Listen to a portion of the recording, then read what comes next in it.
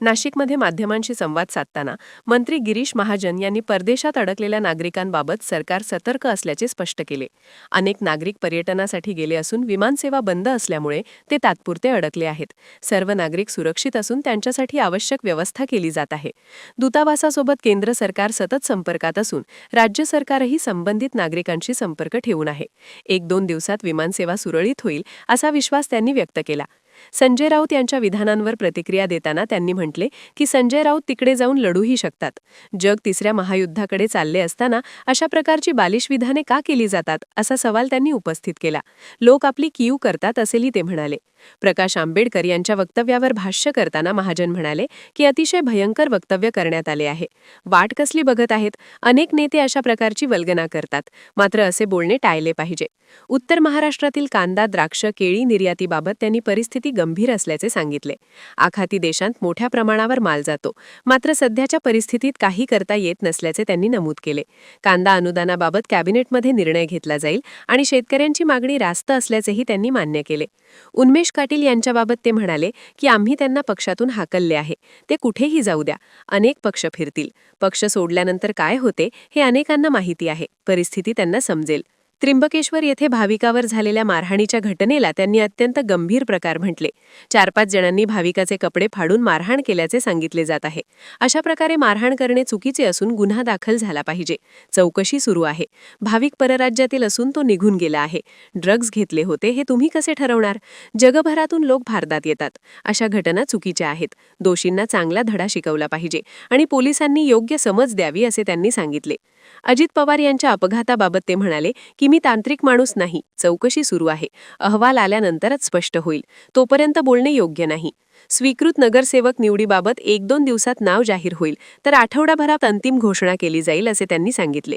कुंभमेळा नियोजनाबाबत उत्तम सेवा देणार असून सुंदर नियोजन केले जात आहे. थोडा त्रास सहन करावा लागेल असे आधीच सांगितले होते. पुढील 35-40 वर्षे खड्डे पडणार नाहीत असे रस्ते तयार केले जात आहेत. साधू महंतांच्या कामांबाबत कोणतीही तडजोड होणार नाही आणि ठरलेल्या मुदतीत सर्व कामे पूर्ण केली जातील असा विश्वास त्यांनी व्यक्त केला. आम्ही त्यांना हाकललेलं आहे, त्यांना कुठे जाऊ द्या. बरेच पक्ष बदलून होतात, ते फिरतील ते आता सगळीकडे वणवण. त्यांना आता कुठेच काही जमत नाही.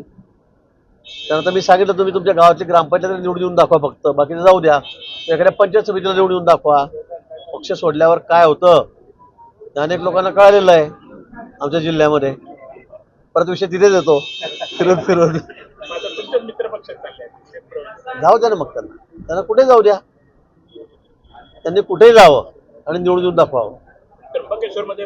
मी आपल्या चॅनलवर त्या ठिकाणी बघितलं सगळ्या टीव्हीवर.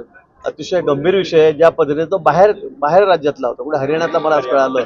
आणि त्या युवकाची काय थोडीफार चूक झाली असेल लाईनीमध्ये घुसताना येताना, पण अशा पद्धतीने एका जणाने त्याला धरताना परत 4-5 जणांनी नंतर त्याला मारावं, त्याचे कपडे फाडावे, हा अतिशय अक्षम्य असा गुन्हा आहे. हे मला सुद्धा आवडलेलं नाही. मी तात्काळ तिथले जे SP आहेत बाळासाहेब पाटील, त्यांना तिथूनच फोन केला आणि त्यांना सांगितलं की याच्यावर कडक ॲक्शन घ्या, माहिती घ्या, चौकशी करा, पण याच्यावर कडक ॲक्शन झाली. एका भाविकाला, तरुणाला धरून 4-5 जण मारतायत, ते कपडे फाडतायत, हे काही फार शोभनीय नाही, अजिबात नाही. आणि म्हणून त्या संदर्भामध्ये गुन्हा दाखल झालेला आहे. भाऊ, ही पहिलीच घटना नाही, आधी पण वारंवार अशा घटना घडतायत आणि तो कसं सिद्ध करतायत? आता तो चौकशीचा भाग झालेला आहे.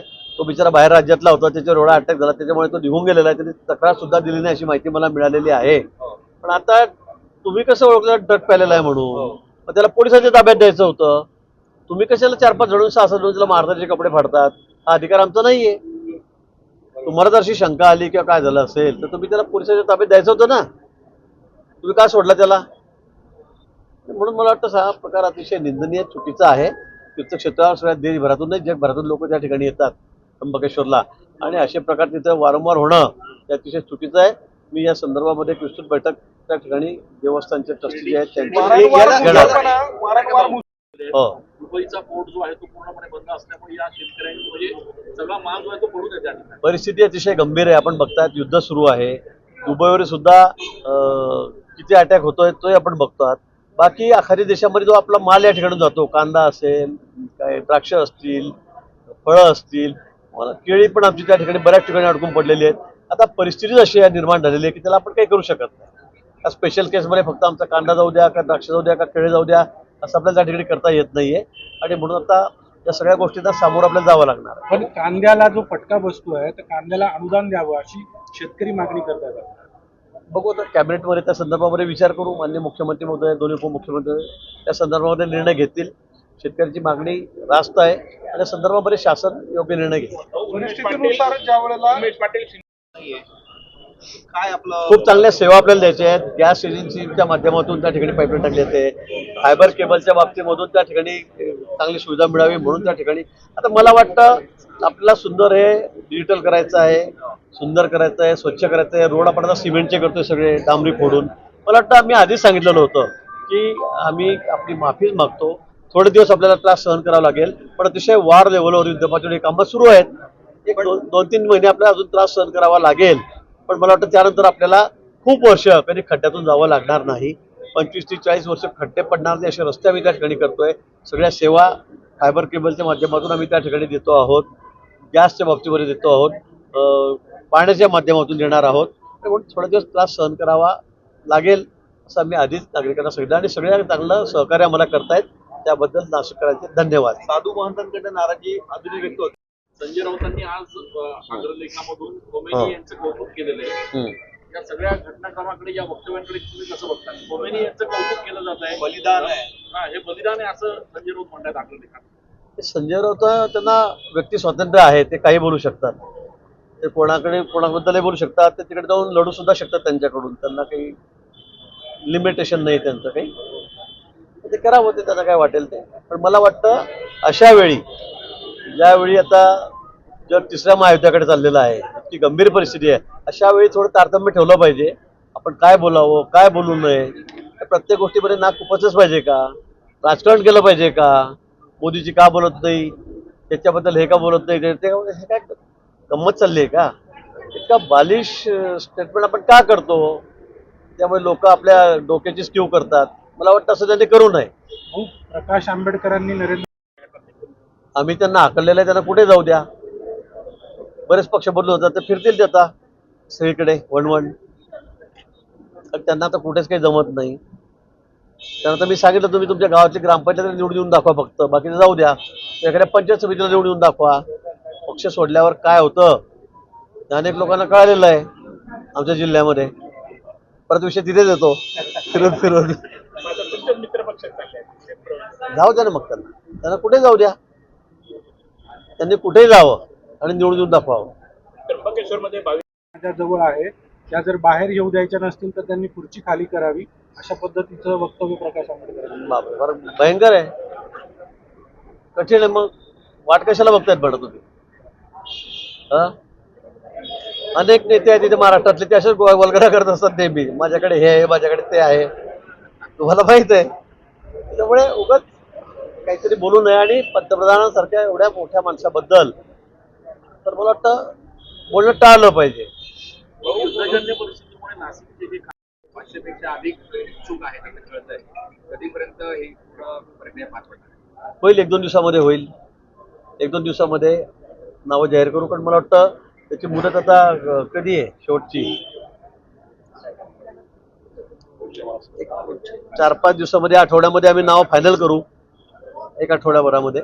मला वाटतं 1-2-3 दिवसामध्ये या संदर्भात निर्णय होईल. काय क्रायटेरिया लागू? काय? हो, सुकृतचा सदस्य चांगला असला पाहिजे. कुंभमेळ्याची कामं ग्रामस्थांचं म्हणणं त्या ठिकाणी कुठलंही झाड नव्हतं. एक नवीन वाद त्याच्यामुळे निर्माण होतं.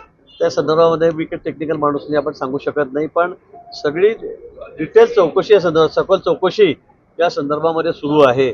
मला वाटतं ते सगळं अहवाल समोर आल्यावरच त्या बाबतीमध्ये बोलता येईल. आणि आता हे काय म्हणतायत, ते काय म्हणतायत, लोक काय म्हणतायत या संदर्भामध्ये बोलणं मला टाळलं पाहिजे. निश्चित आहे त्यांना चांगल्या पद्धतीने शिकवावं लागेल. की पोलिसांनी सांगितलं की त्यांचा एक अभ्यासवर्ग घ्या आणि त्यांना शिकवा लोकांची कसं वागावं, काय करावं, काय करू नये त्या बाबतीमध्ये त्यांना कडक ताकीद द्या. त्यांचा अभ्यासवर्गही घ्या. इतक्या लांबून लोक त्या ठिकाणी येतात आपण त्यांना असं मारावं बेचोट हे कदापि सहन केलं जाणार नाही.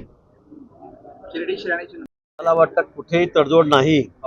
कुठेही तडजोड नाही. याच्यावर आम्ही 2-2 एजन्सीच्या काम चेक करायला पूर्ण ठिकाणी ठेवलेले आहेत. 2-2 एजन्सी ठेवलेल्या आहेत. कामाच्या बाबतीमध्ये आजही आढावा घेतला तर एवढं आपली जी मुदत आहे त्याच्या आत आपण म्हणजे 6 महिन्याची मुदत असेल 8 महिन्याची मुदत असेल, आम्ही 6 महिन्यामध्ये काम पूर्ण करू आणि ते दर्जेदार करू. आज हे सक्त ताकीद देण्यात आली की क्वालिटीच्या बाबतीमध्ये कुठेही आम्ही कॉम्प्रोमाइज करणार नाही. अतिशय चांगल्या प्रतीचे काम आम्ही या ठिकाणी करू.